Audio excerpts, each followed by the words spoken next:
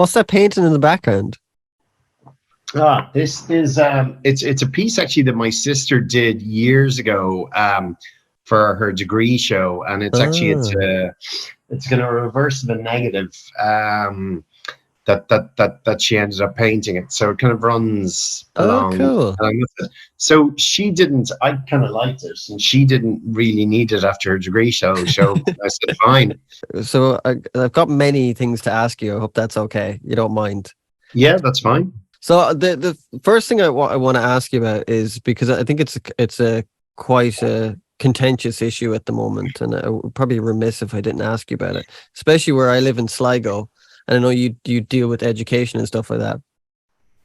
And there's a lot of students in Sligo now that obviously have nowhere to stay with regards to asylum seekers that have been put into the place where they were going, and it's not an issue that's immune to just Sligo. I mean, I live in Innisgrone, which is a tiny little village, and we've got not massive, but we've got large numbers of asylum seekers and Ukrainian refugees, and it's kind of every little place in Ireland, every little village, and there's not much work to do for people. So where's the government going with this in aspect of, like, if there's not much work for these people to do, how can we keep taking people in? So what is the end game, shall we say?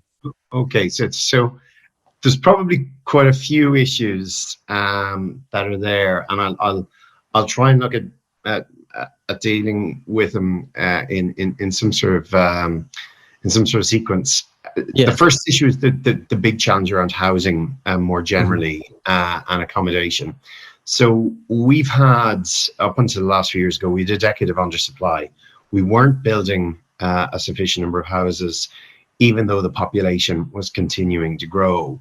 I think one of the big changes in Ireland is, as a state, we hit the population of 4 million during the mid-1990s. In the census last year, we hit 5.2 million.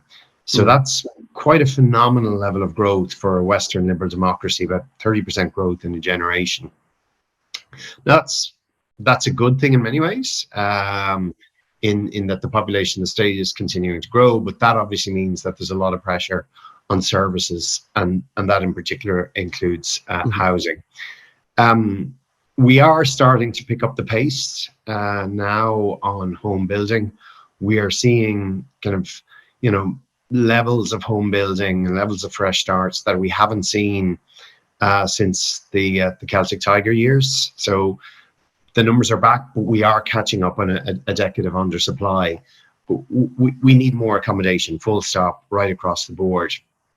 Specifically, the challenge then in the kind of student accommodation area, a lot of that is going to be solved, I believe, by the construction of far more on-campus student accommodation. Right.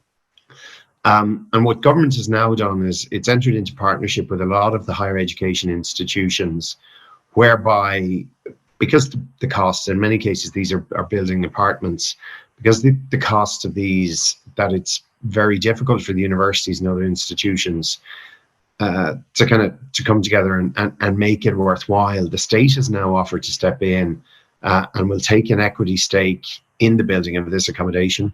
But part of the deal is that the accommodation during the academic year would be rented to students at a reasonable rental level. The first of these projects was done with Dublin City University, but it's open to institutions right around the country, and a number of them are taking it up on that. We do have, one of the other pieces of good news is, I suppose, that anyone who is a third level student, if you're doing your leaving certificate this year, you have more opportunities than any generation previously in terms of higher education and further education and training places. Ireland has one of the highest participation rates in terms of those going on to college and into training. So that's all good, but that then brings pressures, obviously, on the student accommodation side. On the question then of, and this will come in, so those who are seeking refuge or seeking asylum here. So over 80,000 people have fled Ukraine as a result of Putin's unlawful invasion. and have sought refuge in the state here. The situation for all of those is that many of them are temporarily housed, and some of them have gone on to get their own housing. Their position is that they're going to be treated in the exact same way as European Union citizens, so they have an automatic right to work, and indeed many of the Ukrainians have taken up that right to work and are already working and contributing in our communities. The likelihood is, if and when the war in Ukraine ends, a significant number of those from Ukraine will go back home. Now, some of them may not, because they've nothing to go back to. We then would also have about 20,000 asylum seekers who have come here seeking asylum on the basis that they are fleeing war, famine, political oppression, human rights oppression. In most of those cases, they can and up to work after a period of 3 months or 6 months here. So they are in a position to work, and a lot of them do take up employment. On the employment situation, we've an unemployment rate of about 3.5%. The economy is going at full tilt. To be blunt, in Ireland, if you want a job, there is a job out there for you. And part of it is we've got upskill and reskill. Where some of the challenges, and you're right, is that for some communities where you have, hotels or bed and breakfasts that may be taken over in order to house refugees and asylum seekers, this can cause a problem for the hotel owner, the business owner. In one sense, it's not an issue for them because they're guaranteed, certainty of income, and particularly certainty of income right throughout the year, rather than just the summer trade. But it does mean that a lot of these premises, not just that they're not able to provide accommodation in rural communities, but it does mean as well that they're often centres for community activities, for weddings, for family occasions, for local meetings. And you don't have that community centre that's available, and that is a problem. The government's goal is to get rid of the the direct provision model, but while we continue to have the accommodation crisis, I got to be blunt, that's going to be difficult. Yeah, but do you not think the government is facilitating this by the amount of money that's been offered to landlords? Because in particular where I live, there's people are redoing up places and they'll put 4 men or 3 men in a room, and you get €800 a head. It looks like it's about money in that aspect, because where I live, tourism has gone down massively. Mm-hmm. So it's affecting every little part of Ireland. And I think at the same time, you cannot just move a load of people into a rural place overnight with you don't talk to the community, and they're supposed to just go, it's fine.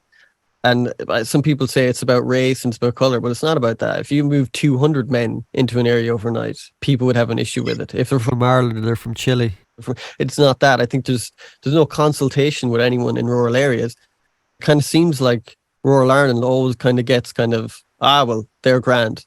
We're kind of always sidelined, and I don't know, do the government realise how big of an issue it is in rural Ireland?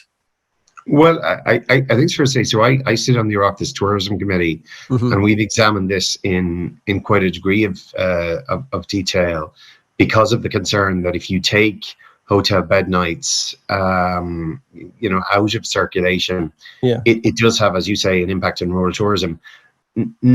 In fact, in many ways, it's not as much on the hotel or the accommodation. It's actually on downstream facilities. So, if you have a local arts or music festival going on, or if you have people who operate a kayaking business or, mm-hmm. Bike hire and so on, and you're not having tourists coming into the community. So this is a big concern. I think overwhelmingly, and I agree with you. I mean, communities are naturally concerned when they see a facility being taken out of use, and it's something that there has to be a right balance struck. And I totally accept. I don't think that it's an issue anything to do with racism. It's a fear about losing a community facility. I think if you look at how communities all around the country have been very welcoming. I mean, Irish people know our history. I think the overwhelming majority of Irish people are appalled by the Russian invasion of Ukraine, and they see what's happened there. They've been very welcoming. So I don't think I accept your view. Yes, there are racists, and there are people on the extreme right who go down into rural communities who try to stir it up for their own purposes. But I totally get the concerns that local communities have when they lose particular facilities. Our hope is obviously that the war in Ukraine will end as quickly as possible. But I think as a country we should be proud of what we have done from a humanitarian perspective to be able to respond to what is an absolutely horrible situation where 12 million people have had to flee their homes. And yes, it is causing some discomfort. I totally accept that. But I think, Ireland welcoming people who are fleeing war and oppression, it is the right thing to do. I think our bigger issue is around, support for rural communities that lack facilities. And you will be aware, there are these various funds that have been set up for rural communities to access, to provide some of those facilities, those communities that are welcoming refugees and asylum seekers. And look, that's going to have to continue. I think for all our sakes, though, that we just got to hope this war ends quickly. Yeah. But like, for example, with asylum, do you think we need more of a system like Denmark has? Because Denmark, us and Portugal signed up to the Lisbon Treaty. So obviously Denmark can obviously, control it more. And we obviously can if we want. So I don't know why there's a certain thing that we kind of say we can't control it. I know we signed that deal in 2015. You would know more than I would. Yeah. Does the Lisbon Treaty negate that deal? What I would argue is we don't have, this idea we have uncontrolled immigration in Ireland is nonsense. If you arrive here, you present for asylum, you have to seek asylum. One of the difficulties, and I think this is actually the problem, is that people's cases are not processed sufficiently quickly. So a decision should be made. Yes, you are fleeing war or oppression or abuse of your human rights. A decision is made. Yes, you are going to be granted asylum to stay here in Ireland, or no, we don't believe that you fulfill the criteria. And therefore you should be returned to the country from which you came. And the problem at the moment is that some of those who are seeking asylum, they're just waiting too long for that. What I will say, though, is in the majority of cases, it is a case of people who are fleeing potential oppression because of their political views, because of their identity, because that they're stuck in a situation of war. I always sort of think, before you judge anybody, put yourself into their shoes. Do you really think some people want to try to escape where they live, where their family are from, and everything else, without some good reason? What would prompt you to get up and leave Ireland to go and to seek refuge in another country? And when you think about the extremes, when some of these people are fleeing, we need to have some thought for that as well. But there is, you could say, with regards to, if people are given deportation orders, they're supposed to manually deportate themselves, and most most deportations don't get carried out. It was 5,000, and I think 7% were carried out. That gives no faith in people of the Irish public if you 7% carried out. The majority of deportations are carried out. In many cases, it's either a case of that somebody has refused asylum, and if you are in the country unlawfully, you will be forced to leave the country. In many ways, it's no different to Irish people who are illegally in the United States. If they're caught, they will be sent home. Similarly, if you are unlawfully in Ireland, you will be sent home. But the statistics said that 7% are only carried out. So, but a lot of people kind of leave of their own volition. About 7% of those are where they're sort of forcibly carried out, if you like. But can we prove that they leave? Is there any proof that you can prove that people leave? The evidence is that people would be caught. So it's yes, there are cases of where people stay here and continue to work illegally in some instances. But like every so often, if you read, you will see reports of people being caught when they're working unlawfully. There are very clear rules in Ireland that if you are a non-European Union citizen, as to why you can stay here and why you can work here, you have to have a visa and so on. A lot of the time, I mean, one of the biggest challenges that I'm often facing now is about employers who are looking for, and this is not the case of asylum seekers, but employers who are trying to get visas to get non-European Union, non-European Economic Area citizens to be able to work here, because we have so many jobs that we just can't fill. Yeah, and maybe not so rural Ireland though. In rural Ireland, there's like where I live, there's not much, it's not like there's a magical fairy giving people jobs, especially when we move so many people into rural areas. I mean, that's not reality. If you move hundreds of, like, for example, in Ballysadare, their population's gone up by 20%. That's just due to asylum seekers. And it's a tiny place. So where are all these people going to work? I mean, it's not reality to say that they're all going to get a job. You appreciate, I can speak to every community in the country. Yes. I'm not giving off to you, but I'm just, I mean, and there is a challenge about employment in rural areas. What I will say is, because of remote working, we're increasingly seeing more people living in rural areas and working remotely. I mean, the big challenge there is about decent broadband access, but we're talking about rights to work remotely for some people.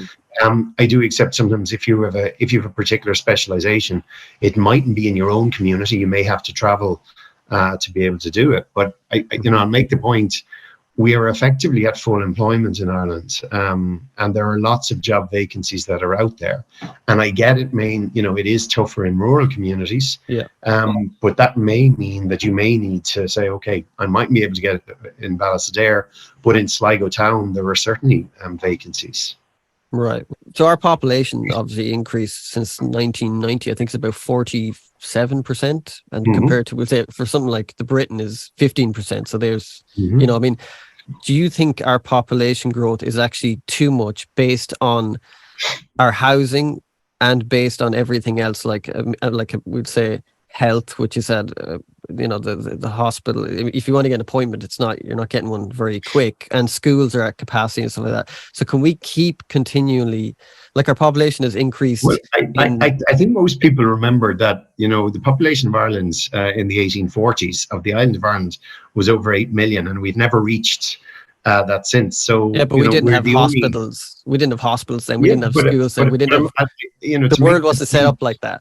You can't kind of. To make the point, we're the only country in the world that actually has a lower population now than we had in the 1840s, and everyone knows the historical reasons behind that. I mean, it goes back to my earlier point around how quickly we have grown as a country, and because we've grown quickly as a country, we do need to have services and indeed a bureaucracy to keep pace with that. And I would argue, I mean, if you look at what has been happening, and part of the reason why, my party, Fianna Fáil, went into government is we've always been a party that believes in public services and spending in public, in public services. That's why, for instance, there's an additional 4 billion program every year for social and affordable housing, and that's starting to have an impact. If you look at what's happening in health, we're continuing to see investment in health. Now,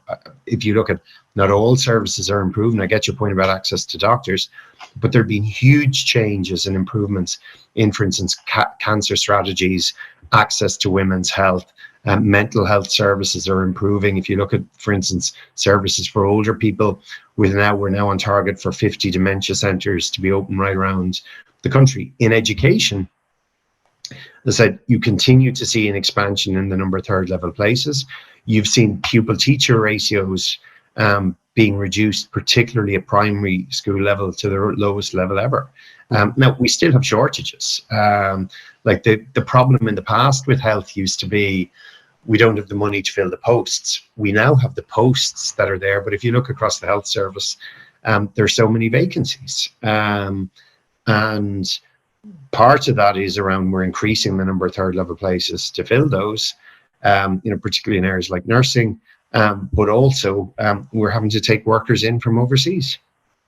Right. But you don't think anything is down to to population that we actually. I know you're. Well, of course it's. I mean, of course it's down to population. Like, if the population grows, but ours is growing.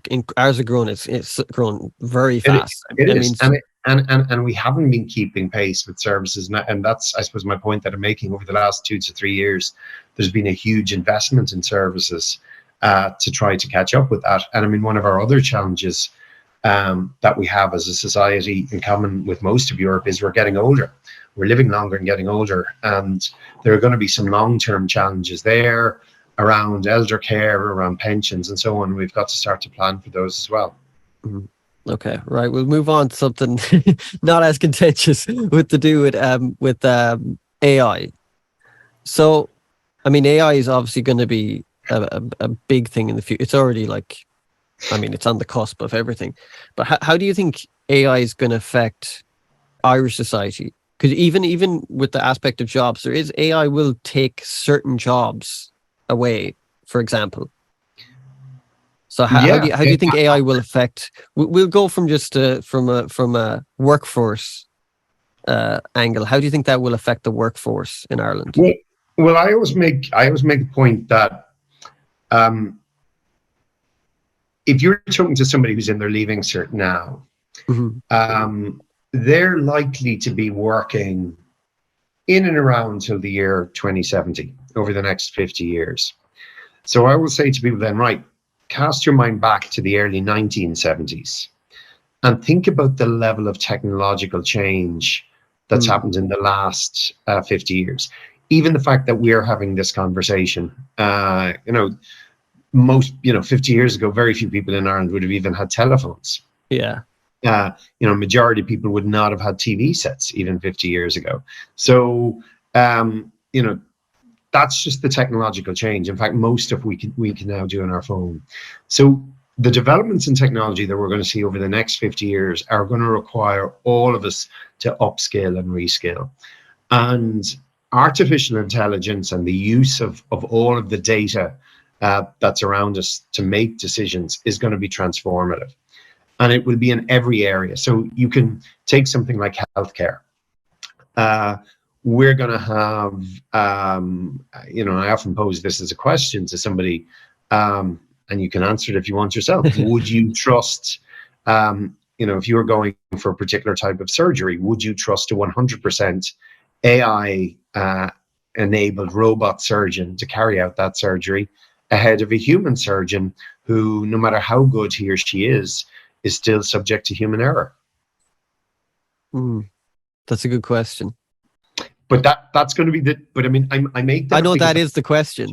Yeah. And here's the difference. And I suppose, so that people can kind of think about it, what is artificial intelligence? Really, all it is it's a gathering of lots of data, and on the basis of all of that data, making particular assumptions. So an expert surgeon or an expert in anything, he or she has built their knowledge by, reading lots of materials, looking at lots of cases, and on the basis of all that they know, making their expert judgment. What AI allows us to do is just to gather, far more data and information than the human surgeon could ever gather, and make a decision based on that. And certainly, I think, and it's already happening in areas like identifying tumors or cancers or so on. AI-enabled technology is far more accurate, and it will help to detect such problems and to be able to take action on them very quickly. It will also be able to, make predictions around life expectancy. Yeah. How secure we are in doing this, and this is where the safeguards have to come in, is, what information do you feed to your insurance company? So, if I'm monitoring, Paul's alcohol intake over a particular period, and I kind of go, well, because Paul has increased his alcohol period, that means that his likelihood of contracting the following illnesses increases. Therefore, that has to have a knock-on impact, on what his health insurance might be. So how far do we allow, that type of evidence to be used? Certainly in areas like transport, when we will start to combine artificial intelligence with what's called sixth generation technologies and the Internet of Things, that will allow for automated cars that are linked to each other. So rather than us constantly hearing about driver error car crashes, cars will be connected. So if two cars are coming too close to each other, that will automatically stop, those two cars, because they're going to be connected into each other. It will, of course, mean that a lot of people who are currently employed, taxi drivers, delivery drivers, those roles are going to be redundant. And I know a lot of people are going to say, well, look, there's going to be lots of jobs lost, but every technology in history has meant, a big shift in the jobs markets. So when the car was invented, that meant lots of horse carriage drivers were made redundant, so to speak. They either had to, upskill and reskill.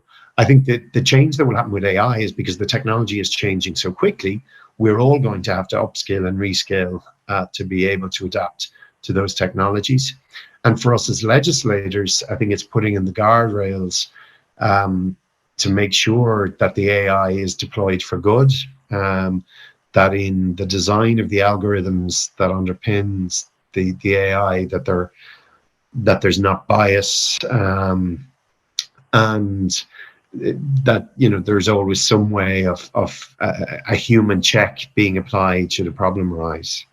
That's a good point about bias, because there was studies done about ChatGPT, how there's bias in it with regards to political questions. People would ask them, and it seemed more biased towards left-wing kind of ideology than right-wing ideology. So how can you kind of, as a government, do you have to implement rules that it has to be? So I think that is what's going to happen. I mean, ChatGPT is based, like any of the deep language learning models. How it works is it's not some magic formula in a sense. It's had lots of data fed into it. And if a lot of the data that's fed into it is coming from a particular perspective, then if you ask it for something, it's likely to give something back from that perspective. I mean, there's been research, about algorithms in the US that have been used around hiring practices, that because a lot of the algorithms were designed by white males, that there tended to be bias against women or people of color. So you've got to ensure that at the design stage, that in bringing that data together, that the necessary guardrails are put in place. And that's why the European Union, which is currently progressing the Artificial Intelligence Act, the AI Act will probably be the most important piece of legislation that the European Union will bring forward this century, because it will set down those ground rules. It can't be totally prescriptive, because the technology, if you try to legislate for each individual detail, the technology is changing too quickly. Legislators can't keep up with it. But you've got to set down, which is what this does, the ground rules on which AI can be deployed, and where there are areas of sensitivity. So, for instance, when are you allowed to use AI in hiring people for a job? And what are the rules that need to be applied for any AI platforms rolled out in that way?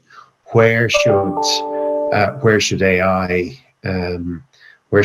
step in? So we already use algorithms quite regularly. So if you're listening to Spotify based on your previous music selection, Spotify will make a recommendation to you. If you're watching Netflix or Amazon or Disney, based on your previous viewing habits, those streaming platforms will make a recommendation for you.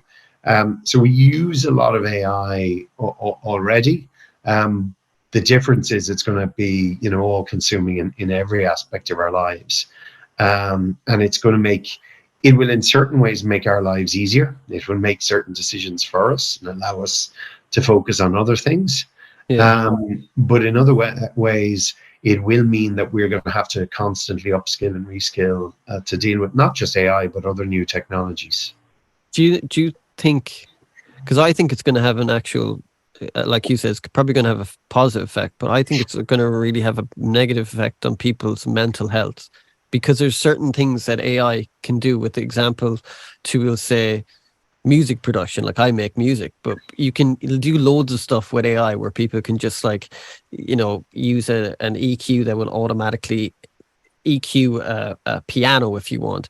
And I think the problem with AI, when it gets to the point that it's way more advanced than it is now, it takes out the part of learning that is the hard part. I would say learning a piano or something like that, and it just does it for you. Not going to learn the piano for you, but we'd say for the aspect of learning music production, it takes all that thing out of it. So you never really fail. You can always succeed, and I think learning and failing is a good part of being a human. And when AI can do stuff so much better than us, I think that might have a negative effect on mental health in the aspect of certain things that we would do, if that makes sense. Well, AI hasn't yet become as creative as human beings, and I think it's a long way off. Uh, off that. Have you heard Um, Sovitz? yeah. Sorry to interrupt you. Yeah. Yeah, yeah. Which So, is, so you can, but you certainly can. I mean, the technology is good enough now that if certain AI technologies, if it listens to your voice for 3 seconds, it's going to be able to pick up the tone and timbre yeah, and effectively, impersonate your voice.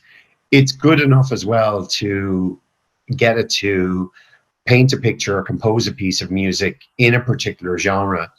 But you won't entirely take away human creativity. hmm, Now, part of it is going to be about precisely this: what are the guardrails we need to put in place? How do we safeguard copyright, people's own yeah. intellectual property rights? Do we require, in the use of AI in those circumstances, a kind of a watermark so that people become aware about where AI is going to be used? And I think those are still some of the, I mean, this is part where the AI Act comes in, but those are still some of the big ethical questions that we need to debate as a society.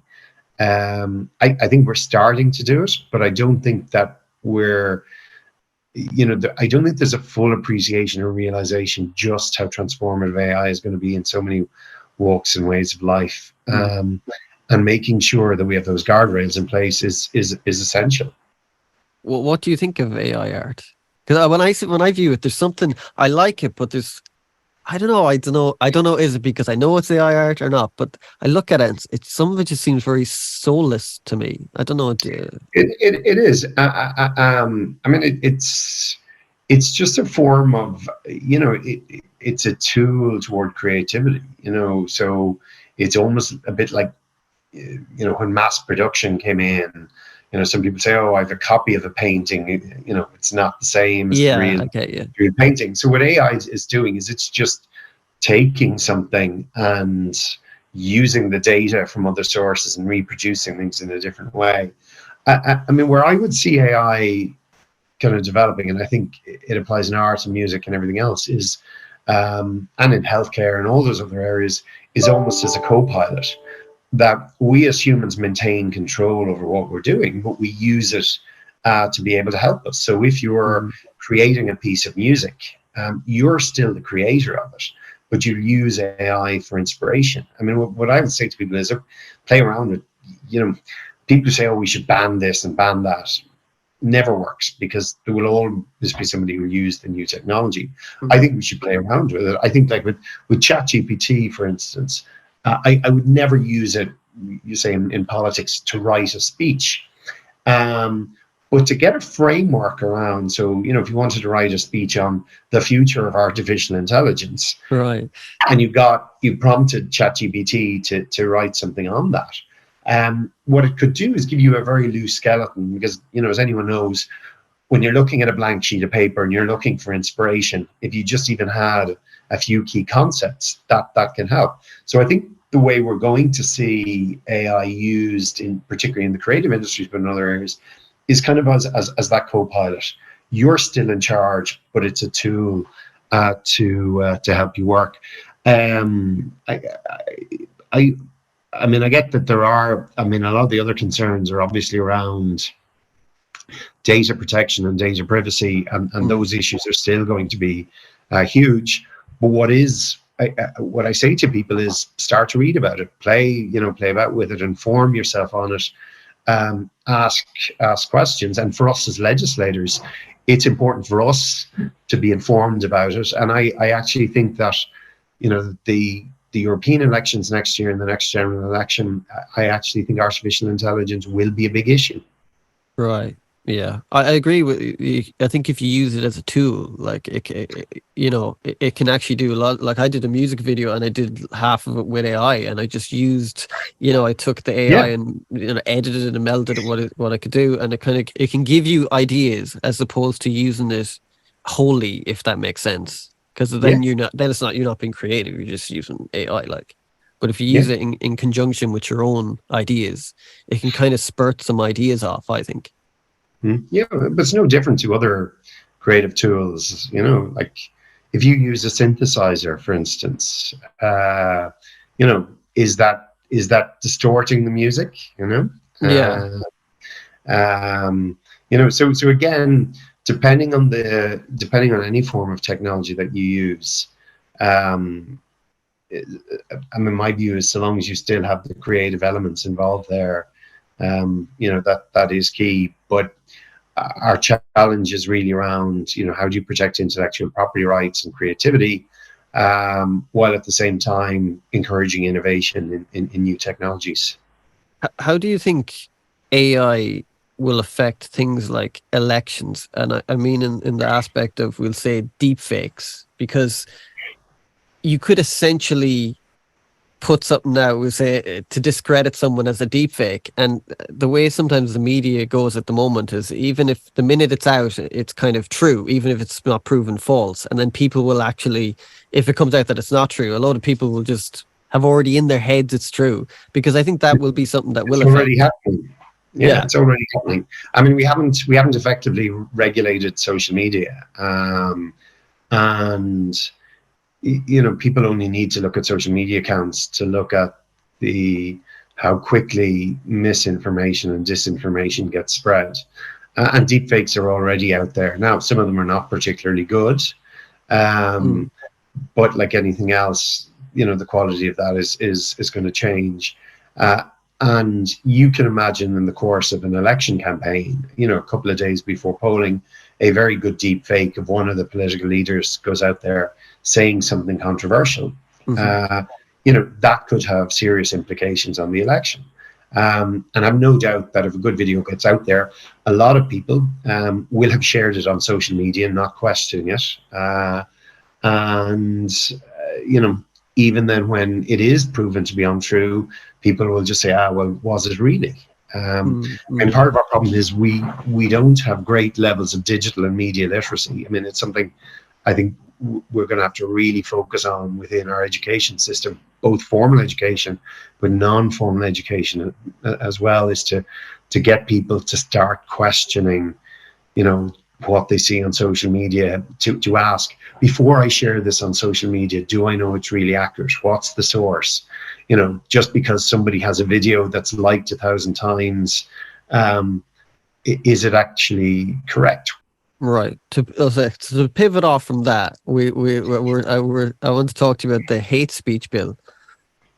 So we'll say, for example, someone has an opinion on social media that it might be deemed as hate speech, but with regards to this law that's coming out, or it's got kind of pushed back a little bit.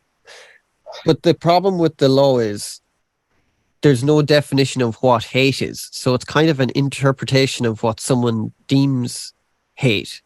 And I think the problem with that is, for example, there was a thing in England where a girl, her friend had died in a car crash, and she put the lyrics to one of his songs online on Twitter, and it had the N-word in it, and she got arrested for it.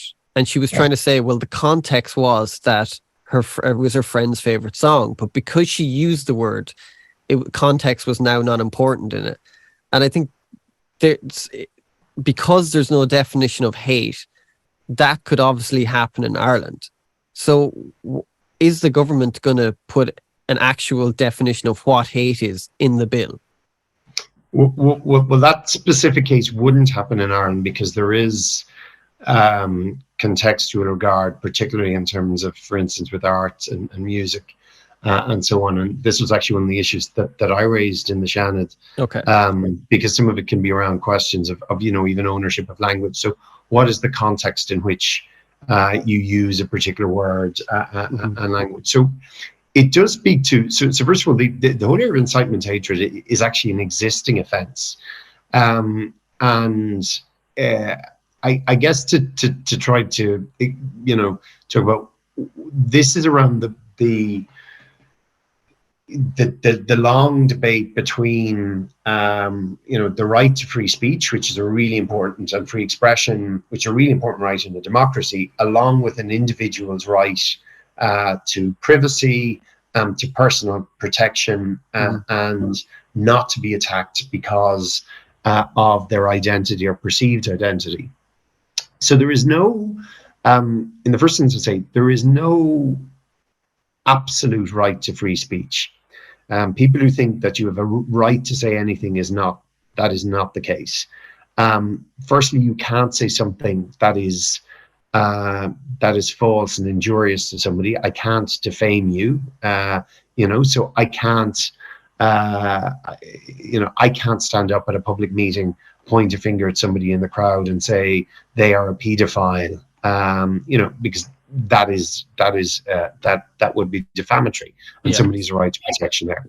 There was a famous court case in the US, which, around the definition of the right to free speech.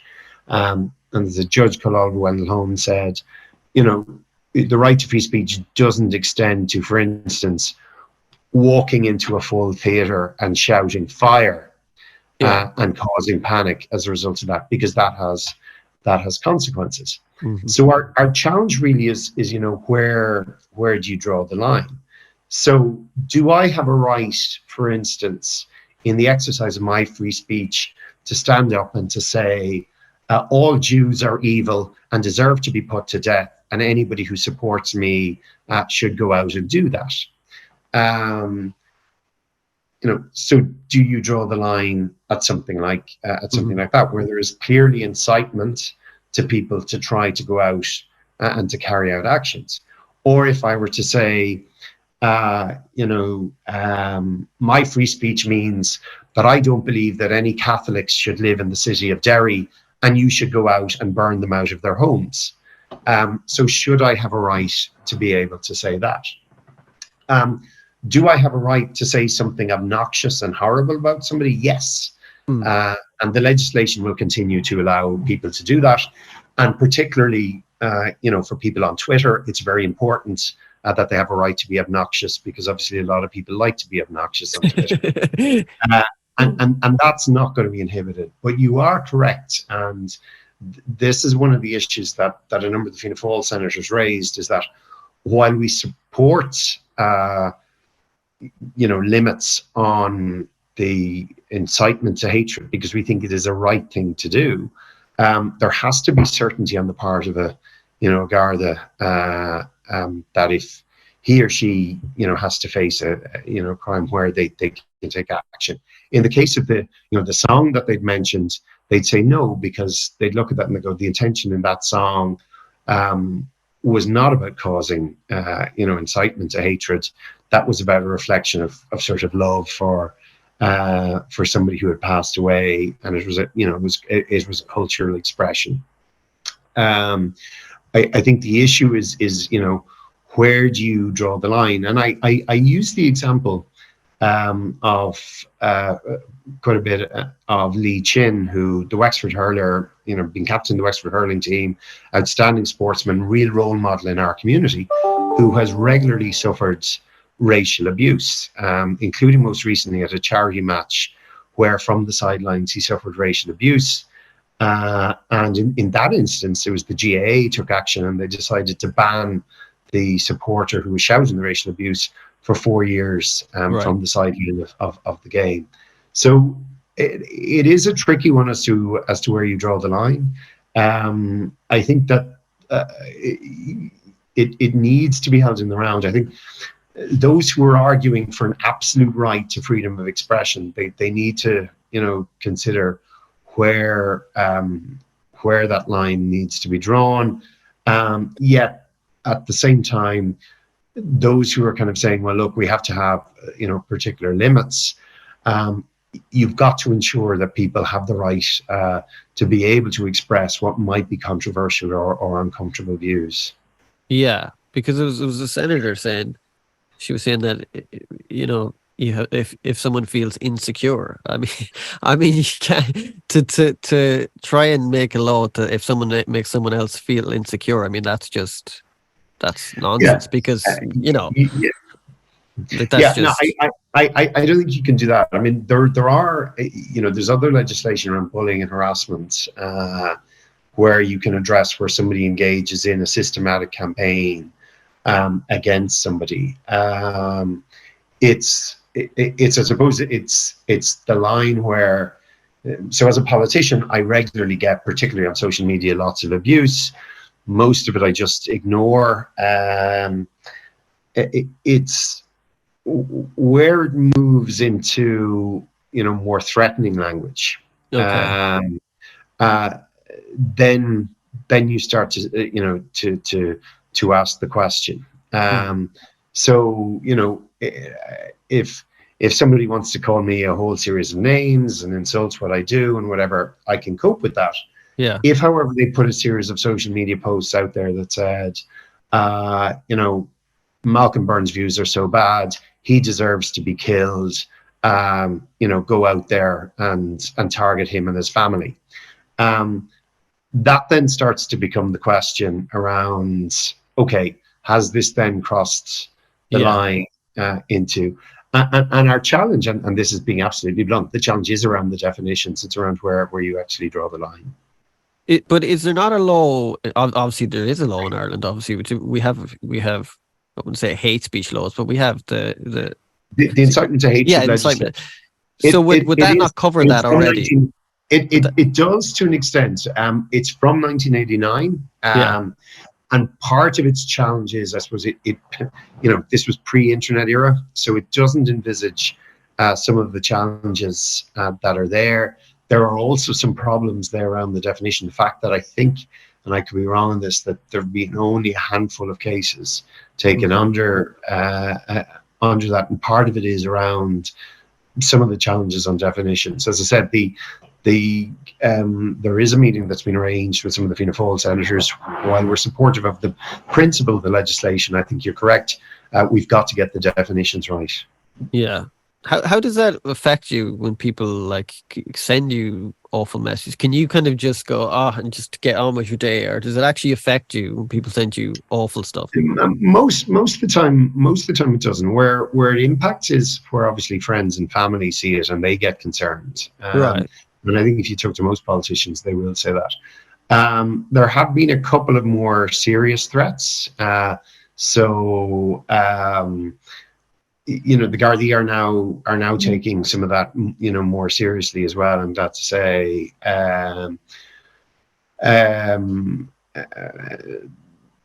So, and you have to, and I know, I've seen colleagues who've got it much more, serious, where Right. I think nearly every politician has received a death threat at some stage. But you tend to ignore a lot of them, but some of them then become more specific and they end up in bullying and harassment. And we do need to address that, not least because it's becoming more difficult to get people to go into politics. Right. It's particularly having, an impact on young women. Because they can, you can make lots of sacrifices to go into politics, but when you're subject to that level of abuse, you sometimes go, do you know something? I could have a much easier life without facing this. Okay. And that sense, I should stress that I've always taken an approach. 95% of people are decent. The overwhelming majority of people go about their lives. They try their best. They make mistakes. They want the best for their community. They're happy to work with you.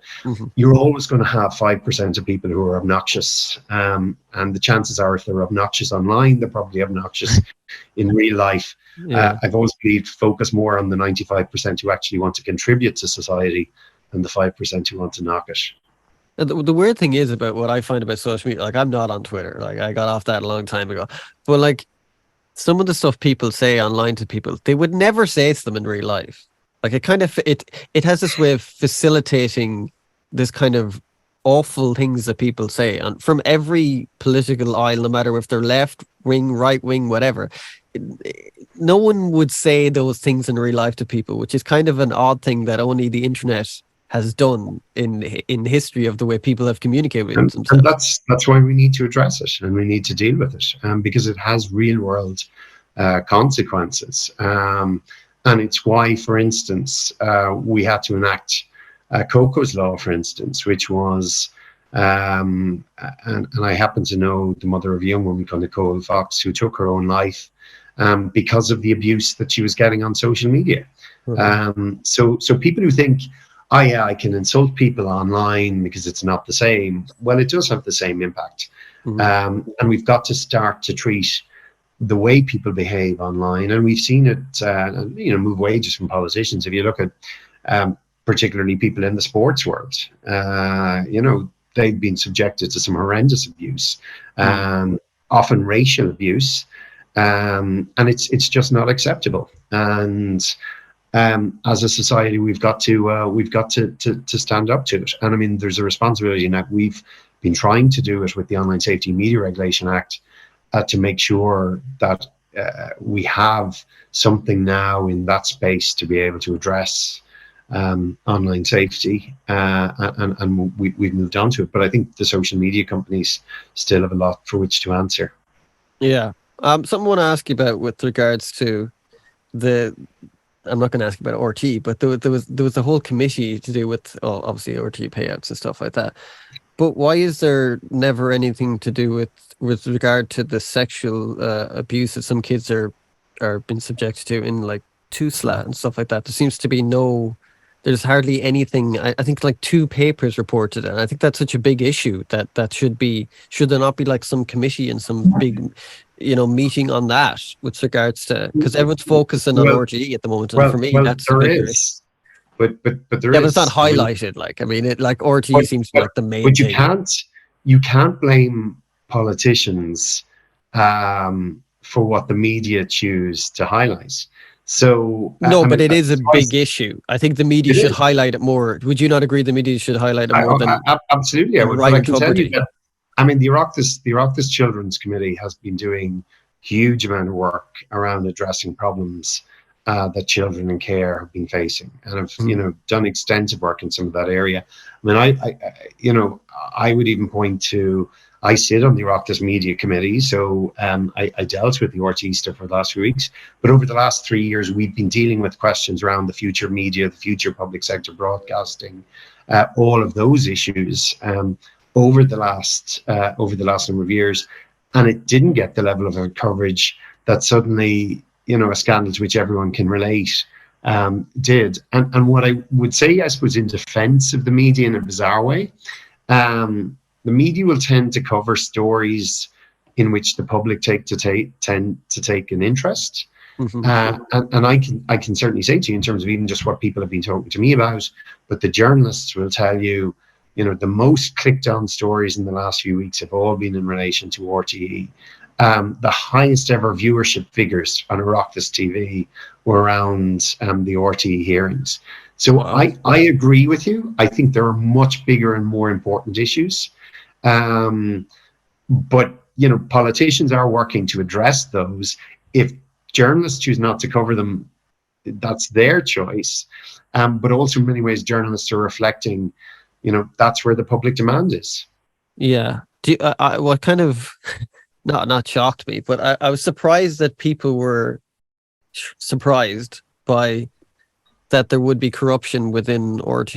I mean, that didn't shock me at all. So I don't get Well, why people are so obsessed I'd with it. be very careful about using the word corruption. I think what we had was we very poor corporate governance, and I think So you wouldn't loose. say it's corruption?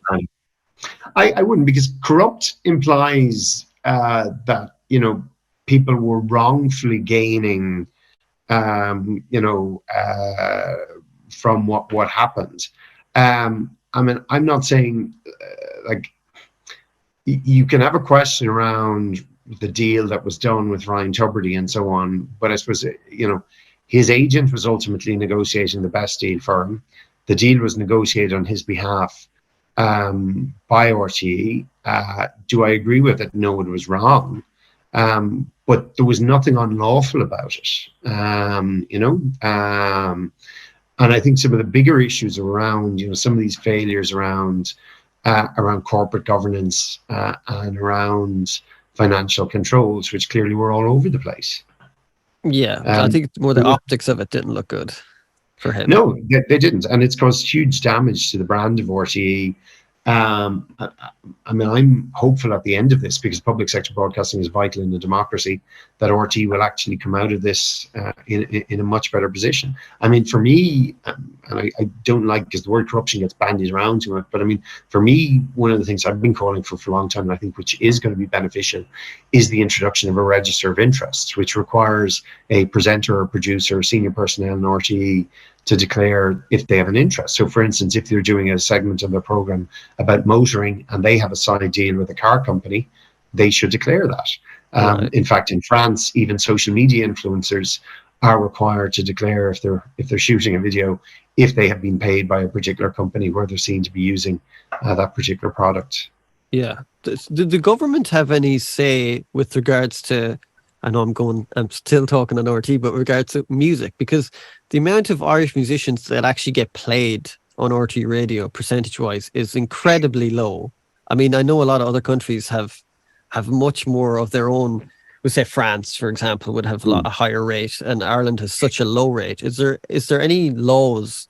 I mean, that's probably hard to put in place. Yeah, there are some quotas and codes that are in place, and certainly, I mean, it is something that the new Media Commission will be looking at, and not just with RT, but indeed also with local broadcasters. And in fact, you'll often find local radio are among some of the strongest supporters of, and not just Irish musicians, but I think more importantly, in many cases, emerging musicians.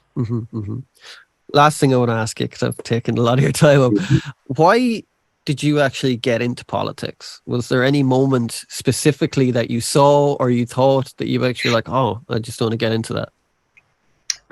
So I'm by conviction, not by conception. I don't come from a party political family, but growing up, we would have always discussed issues around the table. So things that were going on in the news. There was family that we were always encouraged to hold our own views, and I'm the eldest of five, and we'd all hold different opinions on different issues, but would debate it out. So I think that was important. I think part of the reason why I chose Fianna Fáil is I have a great belief in the best way that you can change or influence a society or give people to opportunities by investing in education. Every significant investment and change in education has been led through Fianna Fáil, and it's something which I'm still quite proud. But then also, as from when I was in school right through college, right through the 90s in particular, when you saw everything from the Berlin Wall falling to communism collapsing to Nelson Mandela being set free to the peace process here in Ireland and the move away from the Troubles, you got to see the possibilities of politics. And I'm still a great believer that if you want to change something by getting involved, and it might take time, whether it's in your local community or at a national or indeed at a global level, politics is the way to do it. And I always say to people, look, if you are not prepared to become a candidate, help out somebody who you believe in who is. And it's not just obviously about backing individual politicians or political causes. There are lots of campaigns. I mean, I would argue that without the campaigns of so many young people here in Ireland and around the world, climate change would not be on the agenda to the extent that it is and should be. Can you switch it off when you go home? Can you switch off all the kind of Yeah, political stuff? Can you? Yeah. yeah, most times. So I run a bit, and uh, I'm a big fan of theatre and cinema. So yeah, What cinema put do the you feet like? up. What cinema do you Uh, like? I'll watch almost anything. So I can go from your very highbrow drama to just give me a fast-paced thriller that just requires me to switch my mind off. So yeah, so it's but you need that. It is true, politics can become all-consuming, particularly at national level. Mm. But you need to have other interests as well. Tarantino has a really good book out at the moment, and it's about all these 70s films. So it's done in chapters. So some of the movies I've seen some of them, but some of them I haven't seen. So I'm watching the movie, and then I'm reading the chapter and getting his take on it. And it's quite interesting hearing Tarantino's views on things, because I think he's a great director. Yeah, Along with, no, I love it's super. Nolan too. I love Christopher Yeah, Nolan. Like, I can't wait to yeah, see Oppenheimer. Like, that's just gonna yeah. be. No, looking forward to it. Is there any movies that hold a big place in your heart? Well, Casablanca still remains my Oh, favorite movie of all time, as the class. classic. As a kid, I was a huge fan of Star Wars films, and I'm still a big lover of those. Um, but genuinely, I mean, I love cinema. I also love live theater and stuff as well. So it's there's nothing like performance to switch off, and that's why. And I know there's lots of challenges there, but AI won't ever take over completely from the creativity of the artist. Do you go to much concerts or anything like that? Yeah. So I'm trying to think. To last, Pet Shop Boys was the last concert Oh that I was wow! at. Cinema wise, well, I tend to the last few weeks have been mostly on Netflix stuff. I'd be a regular theater goer, so yeah, you just need to get something like that to switch off. Right. Hey, Malcolm, thanks very much for doing this. I really Great. appreciate No, it. no. Hopefully, there's something in all that. Paul. Really enjoyed it, and thank you for your time. I know you're busy, so I appreciate it. Great. And And have a best of luck. great. Best of luck with the podcast. Thank you very much. Have a Right. lovely day and You week. too. Bye bye. Bye bye. Bye. Thanks.